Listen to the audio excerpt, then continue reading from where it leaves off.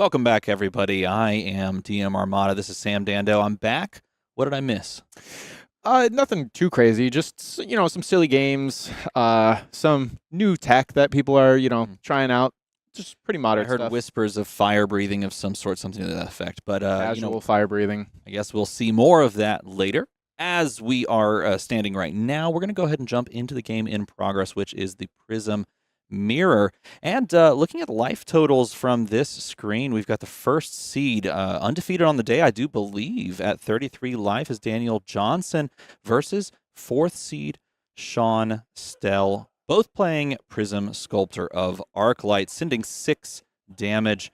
And the board state is always what I look at whenever I look at these mirrors to try and figure out who's sort of out on top. And anyone that has 2 Genesis on the board immediately strikes me as a contender to win the game, but sitting at a precarious 9.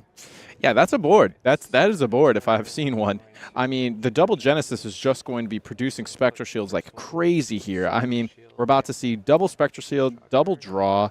I mean, that's alone just with 1 yellow, you're threatening 1, 2, 3, 4, 5, 6, 7 damage on board. But Daniel's board is nothing to scoff at. You know, as I had mentioned earlier, the Shimmering is still on the board there, slowly chipping away, slowly getting larger. And Sean still is going to have to take quite some time to make sure that board is cleared. Yeah, Haze Bending also has a counter, most likely from that Shimmers of Silver. Merciful Retribution on the board as well. But, I mean, when you're staring down double Genesis Merciful, double Haze Bending, and now some Spectrals every single turn, it may appear at face value that Daniel is in control based on these life totals, but I don't know whose seat I'd rather be sitting in. It might actually be Sean at 9 life. Yeah, and Sean, again, as we saw yesterday, my opponent I played on stream as the Azalea player, he has been a long-time Prism player. I remember playing against him 3 years ago, 2 years ago. He was just a monster at this deck, and we can see him today right now piloting it to great success as well. So he is definitely no stranger to the Prism Mirror, and he is no stranger to being able to pilot this deck at a high level. Now, I talked about this with Sam. This local area actually had a lot of Prism enjoyers, a lot of Prism players. Yeah. This format seems tailor-made for all of those players to come, pick this deck back up and try their hand at avoiding Kraken's Aether Vein for 30. Yep, there is nothing that the Midwest loves more than some Prism and Dromai gameplay. They are illusionist players to the core, and we have seen that in the representation today with 5 Prisms or something, and 4 of them in the top 8, just continuing to show how strong it is. Sending the Phantasmal Symbiosis for 6. Yellow is pitched indeed, and so that is going to send for 6 with Go again. The Spectral Shield and all of these auras really can follow this up. The one worry that you have, of course, is this being met by a popper, but as a Prism Mirror, there's not a lot of those to come by, maybe Celestial Cataclysm or the occasional sideboard, but really, the biggest thing that could stymie a turn like this is exactly what we saw come down onto the board. Yep, and 3 shields popping, which is going to trigger the Merciful, dealing 3 damage as well. Something to note, too, is that Sean has opted to go Vestige into this matchup as Daniel is playing Tunic, which I think, as we saw earlier, Daniel is really leaning into the aggro and the damage coming out from Heralds, as opposed to Sean, who, when I've actually played against him in a local Living Legend event, he is definitely more on the aura plan, the Tome of Divinity, the pop-off, flood the board, which makes a lot of sense coming into this game late, looking at the board. I'm sure that this is how the game has kind of paced, which is why we're seeing Sean at a lower life with a more established board and Daniel sitting at a higher life with not as much of an impressive board compared to Sean's. Yeah, we were in this exact same scenario for the quarterfinals where we tuned in the middle of the game and the board state looked relatively similar, believe it or not. I believe that was also a Prism Mirror, and Sean was just feasting. And I thought to myself, I wonder if there are maybe 1 or more Tome of Divinities in the graveyard that managed him to, managed to get him to this point. But sitting at 6 is quite low. 2 effective life on the board with those Spectral Shields. Yeah, that is keeping him in it. Yeah, and here we go. The Genesis is going to continue producing these Spectral Shields. And something to note, you might look at this board and go, yeah, it's 1, 2, 3, 4, 5, 6, 7, 8, 9 instances of single poke. But all it needs is 1 ode, and that turns into 20 damage between all of them, which can even that life total very fast.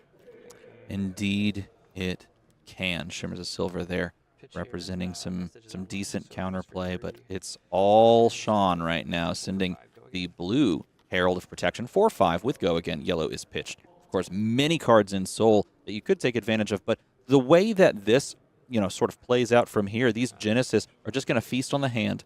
Double Genesis going to give you the ability to, make constant Spectral Shields. All you need to do is keep a yellow, and then you can pitch to create a Spectral Shield, and everything gains Go Again from that point forward. So we may see on this very next turn just a simple cover up and block. At this point, I don't even know from Daniel's perspective if you could ever hope to try and gain control of this board again.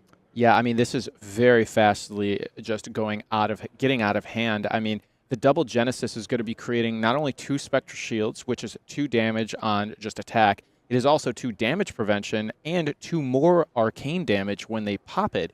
And it's been a while, but Haze Pending reads as well of when they're destroyed, it creates 2 more, correct? I don't believe it or pops is it on the just Spectral normal auras, Shields, correct? But Yeah. LVP, the other one says it says once per turn effect, whenever Haze Bending or another illusionist non-token Yep. aura is destroyed, you create a Spectral Shield. But So it means that effectively, from Daniel's perspective, you might as well not clear some of these out. I mean, maybe you take out Merciful Retribution because it's going to be pinging you as you're dealing your own damage. But outside of that, you're almost not incentivized because there's going to be so many Spectral Shields that are just going to be flying at your face right after this. yeah, and noting as well with the Genesis is when he is allowed to put those into Soul, it turns on his Vestige, and he's getting that increased pitch value, as we can see the Celestial, but still having 1 floating because he was able to load his Soul with the Genesis at the beginning. But we see Daniel cracking back with an Arclight of his own, which is very well timed considering this board that he's staring at. Definitely, this Arclight Sentinel is going to soak up a ton of life, but it's going to leave him with only 2 cards in hand. Does look like he has a yellow, so he can play out his own board state, try to send that. He is going to send the Arclight. That's going to trigger Haze Bending, which is going to create a Spectral Shield token. And unfortunately, that is the turn because Spectra consumes the action point. You do not get to resolve Go Again, and instead the turn will simply pass on over. So look at all the life he just gained by playing down that Arclight Sentinel out of fortuitous timing. Yeah, I mean, this is just a gargantuan board that we're staring at that is not going to stop anytime soon either, because if you want to start piecing this engine apart, you got to get rid of the Genesis, you got to take out the Merciful, but when you're staring down double Haze Bending as well, it's going to be like cutting off the head of the Hydra. You cut off 1, 2 more take its place, and that game is just going to start to steamroll even further and further out of control. So Sean is sitting in a very dominant position right now, sitting pretty behind all of his beautiful auras in front of him. Yeah, keep in mind, when an aura goes, like this Spectral Shield, when it soaks up, it's going to ping for a point of Arcane, and that is going to take that final Spectral Shield off. If you don't, Arcane Barrier it, and that is indeed what he's going to do. But yellow, of course, was pitched, and this turn is not over by any stretch. Spectral Shield could make its way across. Now, the Spectral Shield being sent here is a bit dangerous because if there are no blocks declared, then the Spectral Shield on the side of Sean would die. That would no AB up, no Arcane Barrier, no resource to pay into Arcane Barrier means that would, I believe, in the resolution step, not gain Go Again by killing the Spectral Shield that's attacking. Correct. If memory serves correct, it would layer that way. If not, correct me in chat. I'm sure that would be an easy fix, but I think the play here is to send Shimmers of Silver. I think that's exactly what they're asking the judges about. Yep. Yeah, I mean, as we look, Sean just needs to keep 1 card in hand, ideally 2, but if he wants to keep filtering through with the Genesis, he needs to make sure he has at least 1 yellow in hand that he can pitch to turn on, but he is definitely not lacking cards in his Soul. He will be able to keep producing Spectral Shields till probably the end of this game without any concern for running out. Judge is currently ruling on whether or not that Spectral Shield coming in first will resolve. Do keep in mind, though, that if the Spectral Shield goes first, it's going to basically eat that Shimmers of Silver counter. So you might honestly just rather send one of the other persistent auras on the board rather than this Spectral Shield anyway, so that it can basically soak up and use that +1 counter on the turn over turn. So if I'm Daniel staring at this board, I got to start thinking to myself, how do I even try to stop this from progressing further? And you're staring at the double Genesis and the 1 Merciful.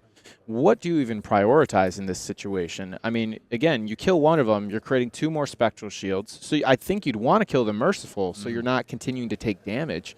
But then the Genesis stay on board, and you're just staring down even more spectral shields. And, Right. you know, we came to this late. I don't know how many more Mercifuls Sean has left, but, you know, we can always end the game in that classic Prism fashion of just instant merciful and play it out there and Yep. let you die to your own damage, which is such a Prism play. And Yep. welcome back to Living Legend format. We get to enjoy it all over again. Judge is still trying to rule on whether or not that interaction we described a moment ago actually goes through the way it was described.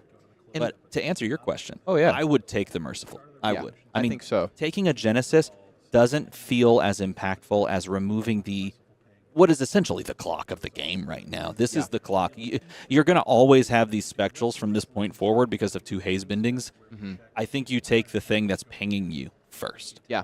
I think it's a very fitting conclusion to this event where it's going to be Prism stacking up against the Verdants, you know, one of the most iconic, most powerful heroes of all Flesh and Blood that still to this day shows its dominance, shows its flexibility. I couldn't think of a better adversary to go up against the monster that we just witnessed as Kraken's Aether Vein Verdants.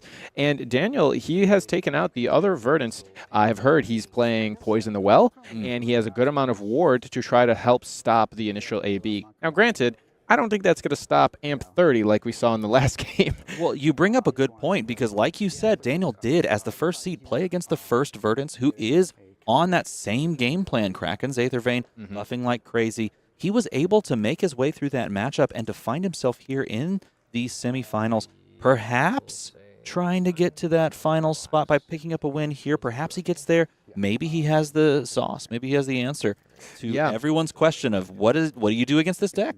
From what I was seeing, it relies around ward, AB3, and having Poison the Well. So he can time Poison the Well to stop a 5 damage heal. I'm sorry, deal 5 damage by stopping a 5 heal, reducing that amp, and then being able to block through whatever is left, which seems to be rather effective. And again, Prism has the tools to pressure, as we're seeing here, while simultaneously creating a board state. Now, Sean has only 2 cards in hand. He is at 6 life. Yeah. He is not going to live forever here. He does need to survive to make sure that the value he has on his board can pay out here. And I do think that Daniel might just opt to say, forget this, I'm going face, and I'm just going to try to kill you. I think that's what we saw just now. I mean, he literally did not remove a single aura off the board by choice. He's just sending those buffed up auras, trying to close the game out. He's got Passing Mirage with a counter. He's got Haze Bending with a counter. He's got Shimmers of Silver with a counter, but he's sitting at a precarious 23, which is a weird way to say that you have the life lead in this game, but it feels precarious now that the second Genesis is triggering, creating another Spectral Shield.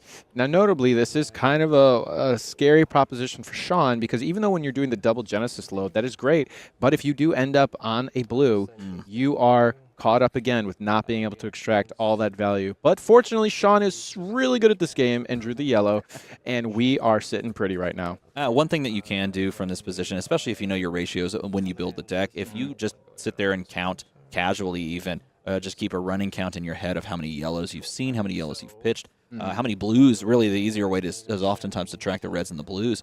You can fairly effectively look at how you're going to be drawing going forward. And at this point, I mean, he's been cycling and burning a lot through his cards, so it's a very yellow-heavy deck, and it's pretty likely he draws into it. But, man, what happens the moment that he doesn't? That turn is done. Well, we won't have to worry about that this turn, because we are looking at 1, 2, 3, 4, 5, 10 damage in total going towards face. And I'm curious to see if Sean will opt to remove the Shimmers or one of the other auras that are sitting on board in his last action, just to say, let me stave off some of the additional damage that could be thrown at me next turn so I can keep making sure this board stays strong. Daniel, with the, I believe, 4-card hand, he has not committed anything to blocking to this point. He might just favor that hand, trying to be aggressive. Let's take a look. A couple of auras in the hand. Wasn't able to make sure or make out if they had a like a herald in the hand to send extra damage. Yeah, I was not able to view that before he put his hand down, but I'm sure. Oh, and there we go. Ends up taking out the Shimmers, which I do think is the correct play here. But the Heralds might be the last real big push that he can to get through these Spectral Shields. Again, do note there are 5 Spectral Shields there, so if he even breaks through those, that's 5 more damage going to face that he has to worry about. Definitely. He has an Ode to Wrath, his own Genesis, a Passing Mirage, and a Restless Coalescence, if we can make out those cards just barely on there on the side of the screen. So no large Herald, a couple of options as far as auras are concerned to play down. He has the resources to play either the Genesis or to play out that Ode to Wrath, which is a fantastic attacking piece. Yeah, I mean, Ode to Wrath, as we saw earlier, is just a beast when it comes to just dishing out damage and just being a constant source of value as the game continues to progress. But Daniel, the interesting difficulty he has right now is actually presenting damage. I mean, he does have powerful auras in hand, but he needs to hit. He needs damage to go through, and that is a problem that he's going to have with this hand right now because he can drop another aura, but he's not going to be able to maximize a lot of damage here. He is going to struggle to break through this board. Yeah, that Haze Bending can swing for 2. Passing Mirage as well can swing for 2, and the Spectral Shield not looming very large against the 5 opponents on the other side. 5 Spectral Shields there. Can't really do much as far as punching through, and you know, when Sean draws up and has a 4-card hand at his disposal where he can maybe do some protection. Yeah, and Daniel pondering there for a very long time, wanting to know if he thinks it's worth to drop his Genesis. But after a long deliberation, he decides, no, I just don't think that that's going to get me there. Kind of a Hail Mary play at the end there, but I think he's just going to opt to say, I'll establish what I can on my board, do what I can, and just try to hope that somehow I can stop this train from rolling. 14 life may feel like a lot when you have your opponent at 5, but this is an illusionist mirror. Nothing feels secure until you watch that final point tick off of the scoreboard there. So, deciding on how to begin the turn, it's going to be the Spectral Shield, and that tends to mean that we're going to see an Ode to Wrath be kind of flashed down here. Yeah, this is interesting, though, because I wonder what he's planning on instant speeding in after the Spectral Shield. I wonder if it's the Restless Coalescence, or... It could also be that he's just going to make another Spectral Shield using a yellow and keep as many cards in hand for the Arcane Barrier on the the hopeful destruction of those Spectral Shields on the other side. That will be coming from the Merciful Retribution. Yep. And I think we're really seeing the difference of power here with the Vestige, because that really allowed Sean to ramp at an exceptional rate here. That allowed him to procure this massive board that we're staring at, which has always been kind of one of the reoccurring powers of Prism, even to this day. Oh my gosh, and there it is. Ode to Wrath of his own is Sean playing it down. Ode to Wrath can be quite terrifying. Going to Ahsoka Spectral Shield. So after you play it, interactions. Yeah. See how he chooses to flash down his own card. Looks like he's looking at his own Ode, but choosing Genesis instead. Both of them cost the same. They both cost 4, which means you're going to have to be pitching significantly. You will have resources available. No, he's going to pitch the 2 yellows in the hand, keeping the blue. 1 pops. Yep. So we're dealing 1 arcane with a threat of 2. Now, this is important. He has to remove that 1 arcane. He's got to pitch to stop it. Yeah. That's what I'm doing. I pitched it.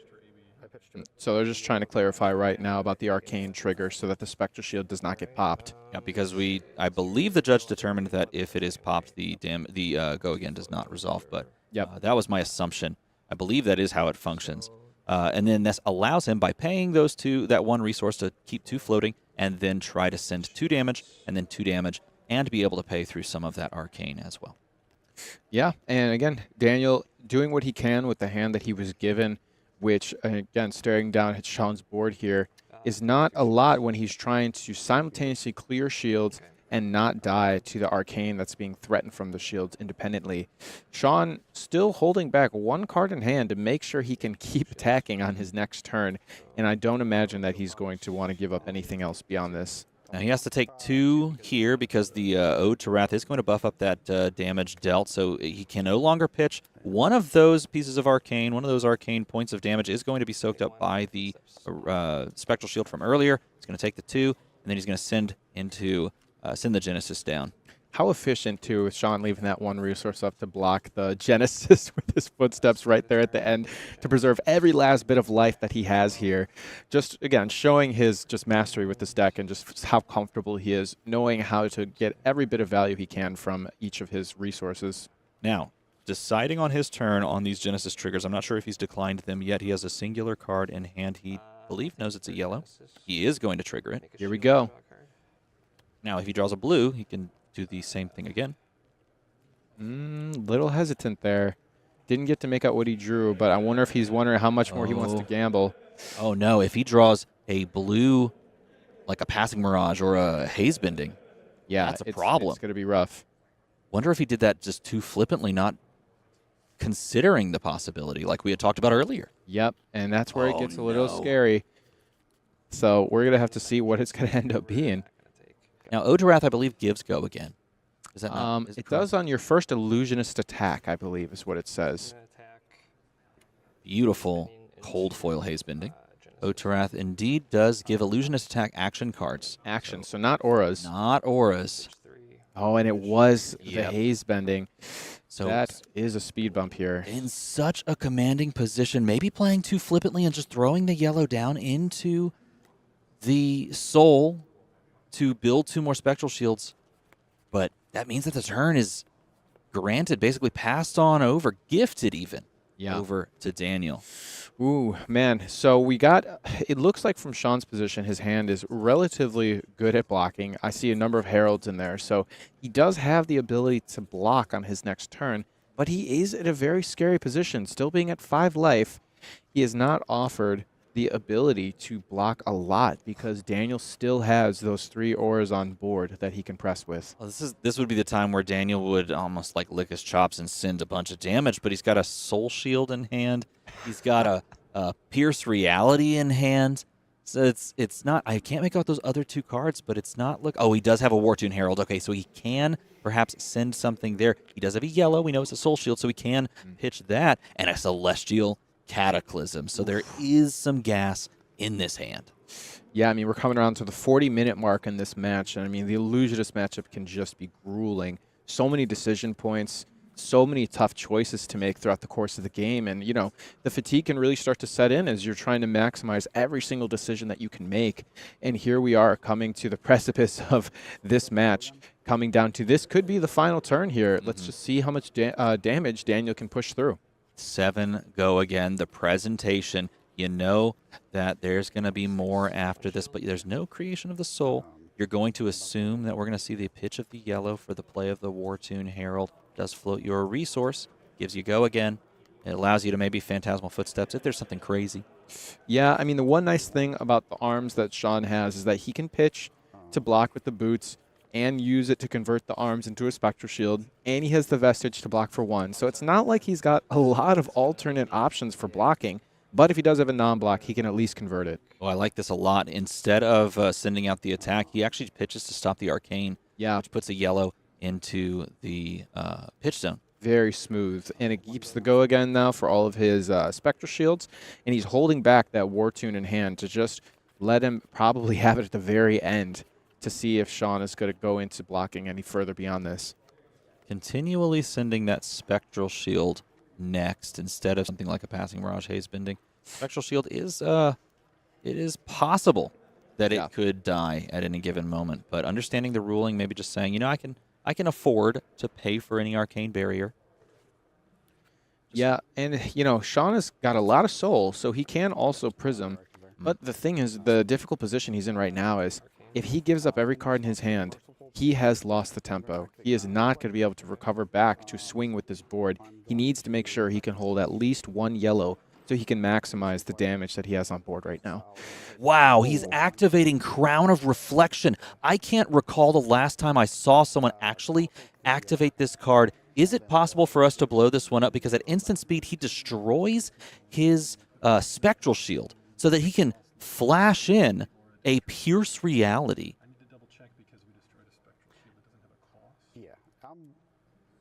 They're just double-checking the ruling here to make sure that you can do it. Again, as you said, when was the last time you saw somebody actually use the effect on this card? It's purely been AB1 for the longest time. I mean, it has these corner use cases, but, I mean, here it is coming in to allow you to play this Pierce Reality out of the hand. Yeah, I think they're checking the ruling right now to know how it would interact with the Spectral Shield that was being targeted to be destroyed and how the timing works for that right now.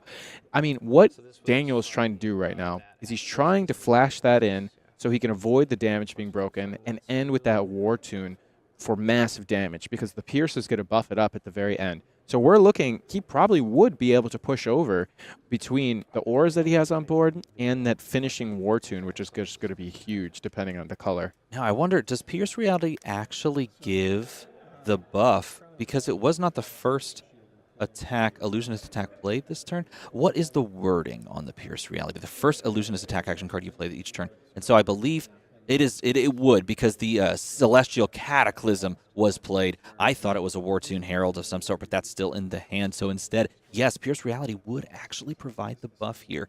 A very heads-up play. Let's see how it is ruled. If the resolution of the go again is something that's going to go through here. So many complex rulings showing up here again with Prism, and especially when you're looking in the mirror and seeing all these crazy interactions happening. You know, we haven't seen these cards in a very long time other than when, you know, New Prism has been playing them. But you're offering these interactions with all these auras again and Crown of Reflection, which, again, I have not seen this card used in a very long time other than just sitting as an Arcane Barrier card. Exactly. It's coming from Everfest, you know, you don't really see it. It's kind of like someone using Skullhorn right? from Rhinar or something, right? Like, it's so fringe. But we're going to see how the ruling concludes here.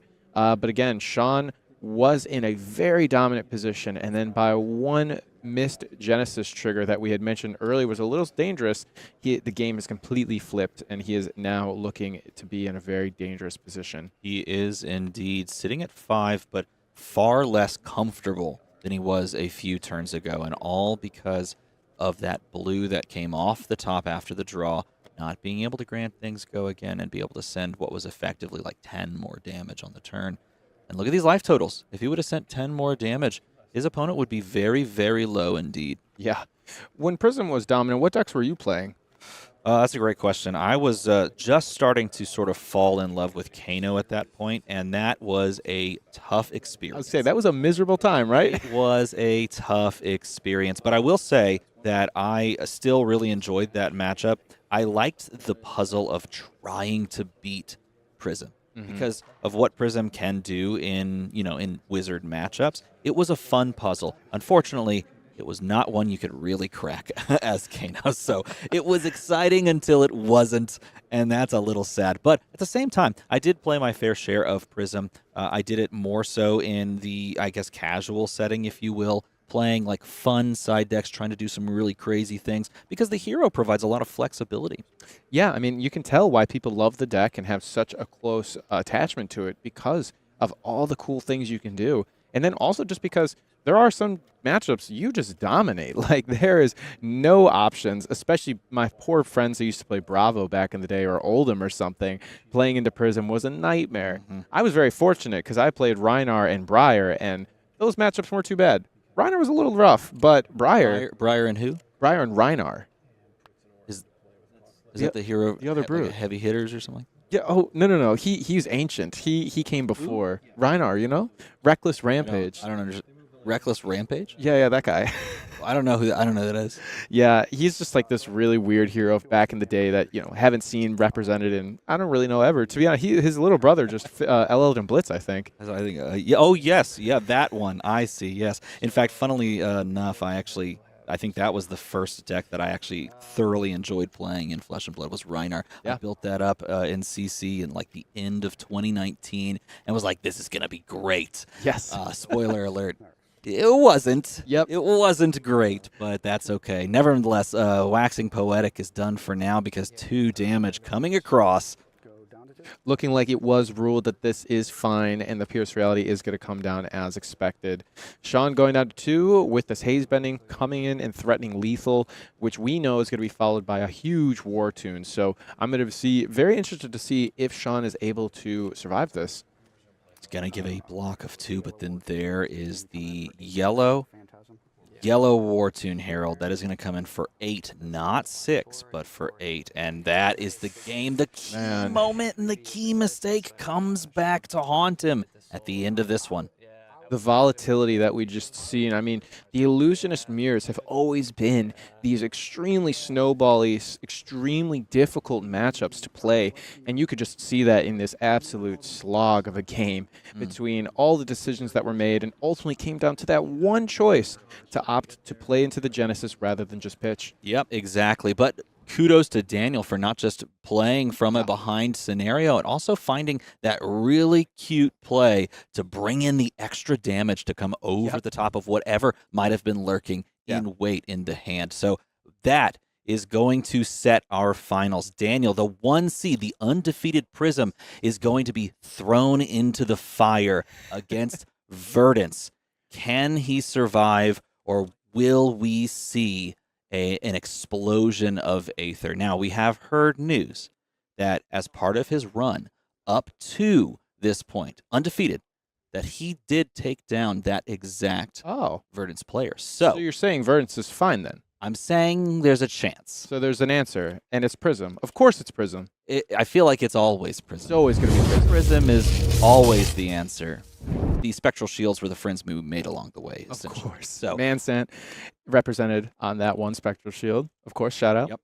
Daniel Johnson, the number 1 seed versus Logan King, the number 2 seed. Verdance versus Prism is what we will be bringing to you after what I believe will be a short break. So if you're ready to see how this all pans out, don't go too far. We'll be bringing it right to you in just a second.